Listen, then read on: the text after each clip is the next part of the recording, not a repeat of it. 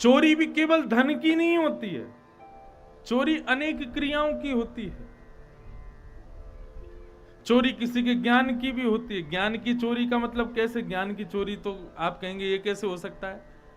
ज्ञान की चोरी मतलब किसी की कथा में कोई अच्छी बात सुनी और उस अच्छी बात को सुनकर के दूसरी जगह जाकर के कह दिया कि ये मेरे मन का भाव है, मेरे अंदर से प्रकट हो रही थी।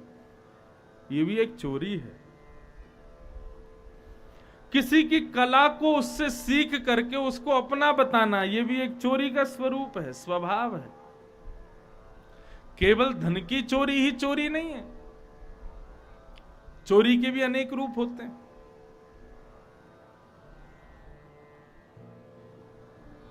दो भाई थे, चोर थे, चोरी करने के लिए गए, जितना सामान था सब चोरी करके लाने लगे। तो एक जंगल में पहुंचे।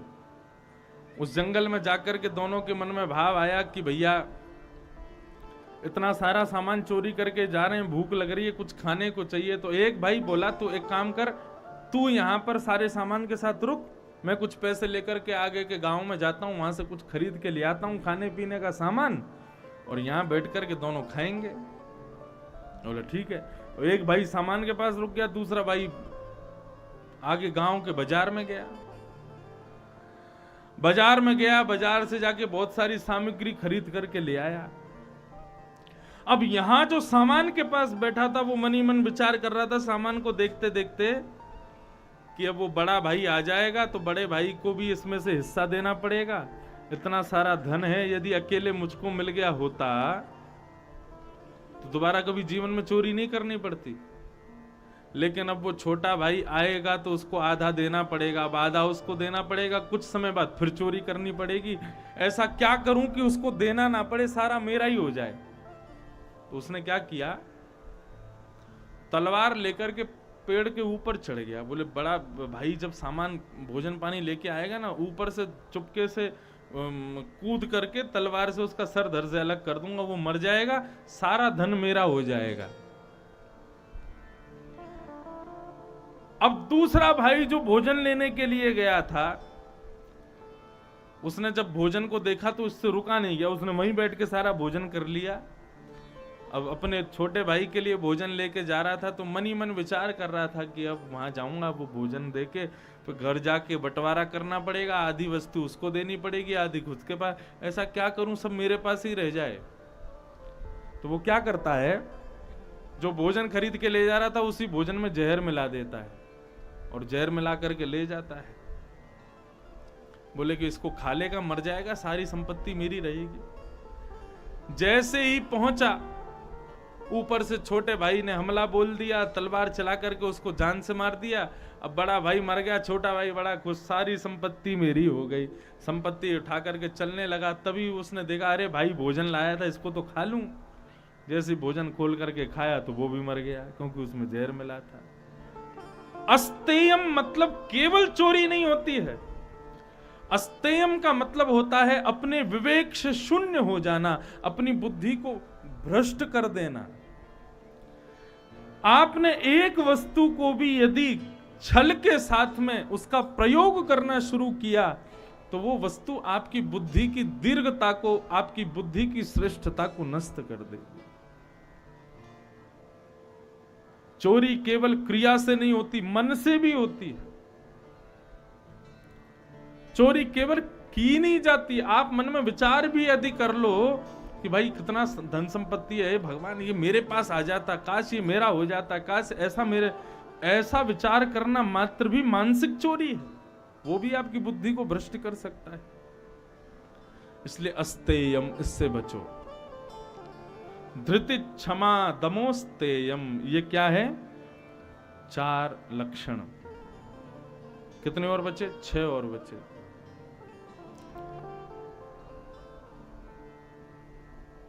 शौचम 5वां लक्षण। रघुनाथ जी का 5वां लक्षण क्या है?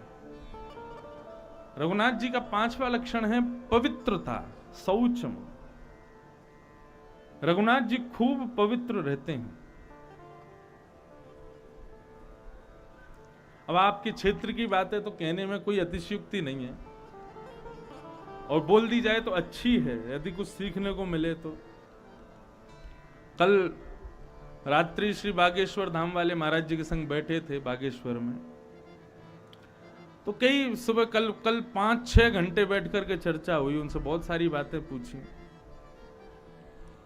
मैंने कहा महाराज जी एक बात बताओ, जो व्यक्ति भागवत के मंच पर बैठता है, नित्य भागवत जी का स्तवन करता है, हनुमान चालीसा का पाठ करता है, हनुमान जी का स्तवन करता है, क्या उसको भी प्रेत बाधाएं हो जाती हैं, उस पर भी तंत्र विद्या हो जाती है? मैंने हमको तो ये नहीं लगता। व्यासपीठ पर बैठने वाले, नियम से रहने वाले, हनुमान चालीसा आदि पाठ नित्य करने वाले, मंत्र आदि पढ़ने वाले, अपने गुरु मंत्र का आश्रय करने वाले, इस प्रकार के लोगों पर तो तंत्र विद्या आदि ये सब कोई प्रभाव कर नहीं सकती कभी, या कोई प्रेत बाधा आदि इन पर तो हो नहीं सकती। महाराज जी बोले बिल्कुल नहीं होगी महाराज जी, आप कथा करते हैं, आप नियम से रहते हैं, आप पर कोई तंत्र विद्या कभी कोई काम स्पर्श भी नहीं कर सकते। ऐसा नहीं लोग करते नहीं, आप तो 1000 जगह जाते हो, लाखों लोग, हजारों लोग कथा में आते हैं, उसमें चिढ़ करके कोई कर भी दे, लेकिन आप पर उसका असर नहीं होगा क्योंकि श्रीमद् भागवत जी आपके सामने। लेकिन उन्होंने एक बात बहुत बढ़िया कही, उन्होंने कहा कि हनुमान चालीसा करने वाला भी और इस प्रकार से नियमों में रहने वाला व्यक्ति भी यदि पवित्रता का ध्यान नहीं देगा, उस पर भी तंत्र विद्या तो हो जाएगी। क्यों? बोले श्री हनुमान जी महाराज भी वहीं रहेंगे जहां पर पवित्रता हो। अब कोई व्यक्ति जय हनुमान ज्ञान गुण सागर जगह पीस तो उन लोगों को जाकर कह रहा है, लेकिन जाकर के मांस मच्छी खा रहा है, तो हनुमान चालीसा तो केवल शब्द के माध्यम से केवल एक हनुमान चालीसा है, उसको तो कोई भी याद करके बोल लो, लेकिन तुम अपने भोजन को शुद्ध नहीं रखोगे, अपने पान को शुद्ध नहीं रखोगे, अपने आचार विचार को शुद्ध नहीं रखोगे, कुछ भी खाओगे, कुछ भी पियोगे, कहीं भी बैठ जाओगे, कहीं भी कुछ भी कर लोगे, बिल्कुल भी पवित्रता का ध्यान नहीं दोगे, तो पवित्रता जहां नहीं होती वहां पर देव तो निवास करते नहीं, वहां राक्षस ही निवास करते हैं। तो उन्होंने बड़ी अच्छी बात कही, बोले महाराज जी हनुमान चालीसा आदि करने वाला भी और भागवत करने वाला भी यदि पवित्रता का ध्यान नहीं देगा तो तंत्र उसको भी लग सकता है। उसी को यहां पर कहा गया। भगवान श्री राम का 5वां लक्षण क्या है? पवित्रता। हमको पवित्र इसलिए नहीं रहना कि भैया हम मंदिर जाते हैं, हमको ठाकुर जी का दर्शन करना है या आदि आदि। पवित्र एक कवच के समान है। आप यदि स्वयं को पवित्र रखते हैं तो पवित्रता आपका कवच है, कई प्रकार की अपवित्र अविद्या आपका स्पर्श नहीं कर पाएगी यदि आप स्वयं को पवित्र रखते हैं तो। इसलिए आपने संतों को देखा होगा कितनी पवित्रता रखते हैं, अपना आसन संग लेकर के चलेंगे, अपने पीने का पानी साथ लेकर के चलेंगे, अपना भोजन किसी के यहाँ नहीं पाएंगे, स्वयं बनवा करके अपने यहाँ पाएंगे, ठाकुर जी का भोग लगा करके पाएंगे, बिना ठाकुर जी के भोग की कोई वस्तु सेवन नहीं करेंगे। क्यों? वो अपवित्र है। गीता में भगवान कहते हैं भुंजते ते त्वघम पापात ये पचंत्यात्म कारणम।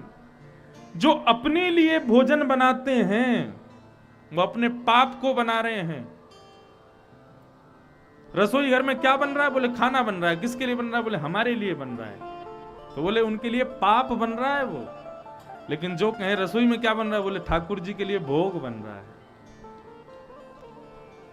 रसोई घर में बनते ही कहां जाएगा? बोले सबसे पहले ठाकुर जी के सामने जाएगा। ठाकुर जी के सामने जाते, ठाकुर जी के भोग लगाने का महत्व क्या है? ठाकुर जी के भोग लगाने का महत्व यही है कि ठाकुर जी उसको देख के पवित्र कर दो ताकि हम उसको पा लें। नहीं तो खाद जिसमें सब्जी आदि होती हैं, उस खाद में विष्ठा मलमूत्र सब होता है जिससे सब्जी प्रकट होती है, जिससे जो भी वस्तु हम खाते हैं सब खाद से होती है, उसमें सब कुछ होता है। लेकिन उसको ठाकुर जी के सामने हम लोग धरा करके केवल उसको पवित्र करवाते हैं। पवित्र होने के बाद उसको जब सेवन करते हैं तब हमारा कल्याण होता है। श्रीमद् भागवत में रुद्र गीत है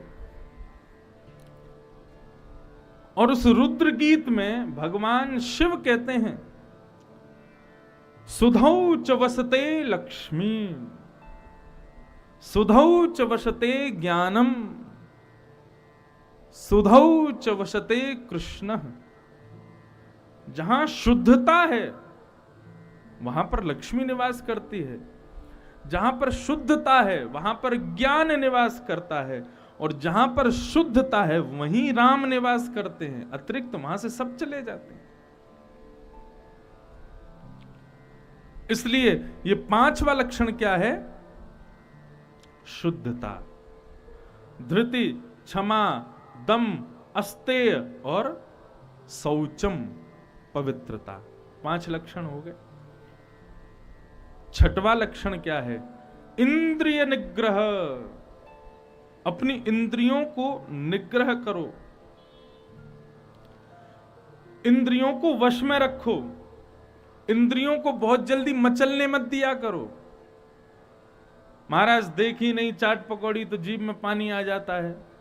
लोग व्रत करते हैं सोमवार का, लोग व्रत करते हैं, अभी नवरात्रि चल रही है, लोगों के व्रत चल रहे हैं, लेकिन आपको एक बात बता दूं, यदि कोई रोटी सब्जी खा रहा है और उसकी रोटी सब्जी खाते देख व्रत वाले व्यक्ति की जीभ में पानी आ जाए तो उसका व्रत टूट जाता उसी समय। ये व्रत का नियम है।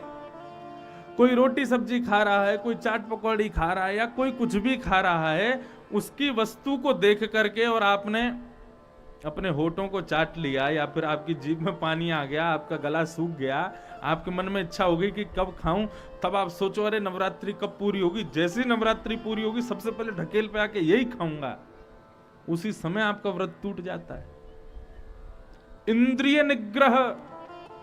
इंद्रियों को अपने वश में रखो, उनको बहुत जल्दी फिसलने मत दिया करो किसी भी वस्तु पर। और एक बात बताऊं, हाथों को अलग वश में करो, आंखों को अलग वश में करो, कानों को अलग वश में करो, जीभ को अलग वश में करो, पैरों को अलग, सबको अलग अलग नहीं। श्रीमद् भागवत कहती है एक चीज को यदि आपने वश में कर लिया तो सब अपने आप वशीकृत हो जाएंगे, और वो है जिते सर्वम जिते रसे। यदि आपने अपनी रसना को जीत लिया, आपने अपनी जीव को जीत लिया, सबको जीत लो। और यदि आप अपनी जीव को नहीं जीत पाए, क्षमा करें, आपकी सारी इंद्रियां आपके वश से बाहर हो जाएंगी, एक भी आपके वश में नहीं। श्री रघुनाथ जी ने अपनी जिह्वा को जीता है। कंद मूल फल खाकर के श्री रघुनाथ जी विचरण करते हैं 14 वर्ष तक वन में। कोई राजघराने का बालक एक साथ अपने गृह त्याग करके बाल अवस्था में, युवावस्था में गृह छोड़ करके और केवल कंदमूल फल खा करके रह रहा है। कंदमूल फल खाकर के रहने मात्र से श्री रघुनाथ जी ने अपनी समस्त इंद्रियों को वशीकृत किया। 9 दिन के नवरात्रि का जो व्रत करते हैं, भैया व्रत करने से देवी प्रसन्न नहीं होती, आपको स्पष्ट बता रहा हूं मैं। न दानम न तपोनेज्य न शौच्यम न व्रतान च प्रियते मलया भक्त्या हरिरन्यत विडंबनम। न दान से, न तपस्या से, न यज्ञ से, न व्रत से देवी देवता प्रसन्न नहीं होते कभी भी। ये सब किस लिए किए जाते हैं? हम व्रत करें, 9 दिन तक अन्न आहार ना खाएं, 9 दिन तक फल पर रहें, उससे क्या होगा? बोले 9 दिन तक अपनी जीव को आहार नहीं देंगे, केवल फल प्रदान करेंगे, जीव हमारे वश में हो जाएगी, और जीव यदि वश में होगी तो सारी इंद्रियां वश में हो जाएंगी। फिर कभी नेत्रों से फिसलोगे नहीं, कभी पैरों से फिसलोगे नहीं, कभी हाथ की किसी वस्तु में, कभी एसी नहीं भी होगा ना तो भी आपके शरीर को रहने में दिक्कत नहीं होगी। आपकी इंद्रियां मजबूत बनती हैं केवल इन जीव के जीतने मात्र से। अपनी जीव को जीतो। एक बात बोलूं, कथा में बार बार यदि आसन बदल रहे हो, कभी यूं बैठ रहे हो, कभी यूं बैठ रहे हो, कभी ऐसे बैठ रहे हो, कभी पैर फैला के बैठ रहे हो, कभी ऐसे बैठ रहे हैं, कभी कोई तो पड़े ही जा रहे हैं पीछे, ये भी आपकी इंद्रियां आपके वश में नहीं है, उसका प्रत्युत्तर है कि आप एक आसन में ज्यादा देर बैठ नहीं पा रहे हो। क्यों? क्योंकि आपका शरीर आपके वश में है ही नहीं। वश में होगा, एक ही आसन रहेगा 4 घंटे तक, हिल नहीं सकते हो आप। और इस यदि अपने शरीर को वश में करना है तो क्या करें? अपनी रसना को जीतो, अपनी जीव को जीतो।